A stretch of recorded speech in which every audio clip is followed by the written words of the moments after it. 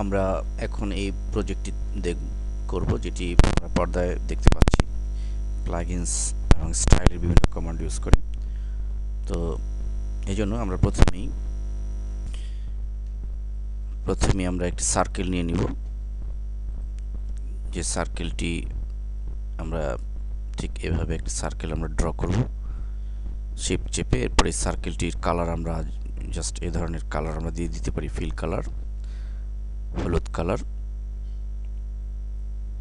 তো এরপরে আমরা এর উপরে যে স্টাইলটি প্রয়োগ করব, তো স্টাইলটি প্রয়োগ করার জন্য আমরা এই উইন্ডো মেনুর স্টাইল লাইব্রেরিতে চলে যাব, সোজা নিচে স্টাইল লাইব্রেরি, এবং এখানে বিভিন্ন ধরনের স্টাইল রয়েছে। এর মধ্যে আমরা স্ট্রোক যেটি রয়েছে, এই স্ট্রোকের মধ্যে আমরা বিভিন্ন অপশন পাবো। তার মধ্যে প্রথমে আমরা যদি এটিতে ক্লিক করি, এই স্টাইলটিতে, তাহলে আমাদের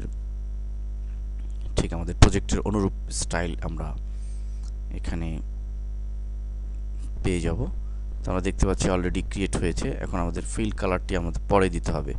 এই অবস্থায় আমাদের ফিল কালার এখন দিয়ে দিতে হবে। তো ফিল কালারটি আমরা এখন দিয়ে দিব। তোমরা দেখতে পাচ্ছ অলরেডি ফিল কালার হয়ে গেছে। এবার আমাদের যে কাজটি করতে হবে, যে আমাদের প্রজেক্টে 2004টি একটি বিশেষ স্টাইলে লেখা, এই লেখাটি আমরা লিখব। এই জন্য আমরা 2004 লিখে নেব বাইরে কোথাও, 2004। এবং অবশ্যই আমাদের এটি এরিয়াল ব্ল্যাক ফন্টে এবং বড় করে লিখতে হবে, এবং এটিকে আমাদের এবার ইফেক্ট দিতে হবে। এই জন্য আমরা প্রথমে এটি ক্রিয়েট আউটলাইন করে নিব, টাইপ মেনু হতে ক্রিয়েট আউটলাইন্স। এরপর আমাদের যে কাজটি করতে হবে, যে এটিকে আনগ্রুপ করে ফেলতে হবে।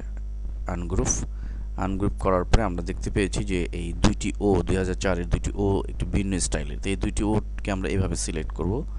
সিলেক্ট করে আমরা চলে যাব ফিল্টার মেনুতে, এবং ডিস্টর্টের পাকার অ্যান্ড ব্লোট এখানে চলে গিয়ে আমরা স্টাইলটিকে অনুরূপ করার জন্য আমরা এখান থেকে দেখে নিব 19 রয়েছে, আমরা এখানে প্রয়োজনে বাড়িয়ে কমিয়ে দিতে পারি। তো আমরা এখানে 21 দিয়ে দিলাম, দিয়ে ওকে বাটনে ক্লিক। এরপরে এই সবগুলো একসাথে সিলেক্ট করে আমরা এটিকে গ্রুপ করে ফেলবো।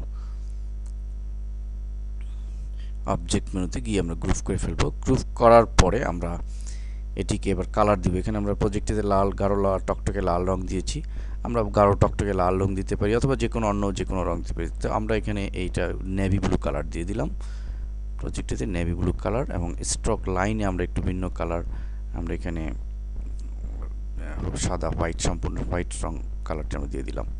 এখন আমরা এটিকে ড্র্যাগ করে আমরা যদি স্টেজের আমাদের এখানে নিয়ে আসি, একটু বড় করে নিই, বড় করে আমরা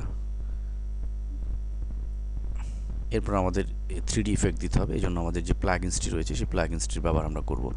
এই যে আমরা চলে যাব ফিল্টার মেনুতে, এবং কেপিটি ভেক্টর ইফেক্টসের 3D ট্রান্সফর্ম, 3D ট্রান্সফর্মে গিয়ে, তো এখানে মনে রাখতে হবে যে কেপিটি ভেক্টর ইফেক্টস চলে এসছে, এবং এখান থেকে আমাদের নর্মালি এরকম থাকবে। তো সেক্ষেত্রে আমরা এখান থেকে এই পয়েন্টার ক্লিক করে যে চেপে ধরে রেখে মাউস, লাইব্রেরি যে গ্যালারি আসবে, সেখান থেকে বিভিন্ন স্টাইল এখানে রয়েছে, এখান থেকে আমরা যে কোনো স্টাইল চুজ করব। সাপোজ আমরা এই স্টাইলটি চুজ করলাম, যেটি আমরা প্রজেক্টে করেছি, এবং প্রয়োজনে আমরা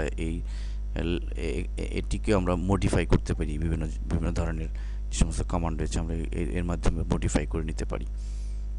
এভাবে আমরা মডিফাই করে নিতে পারি। যাই হোক, সবশেষে আমাদের ওকে বাটনে ক্লিক করতে হবে।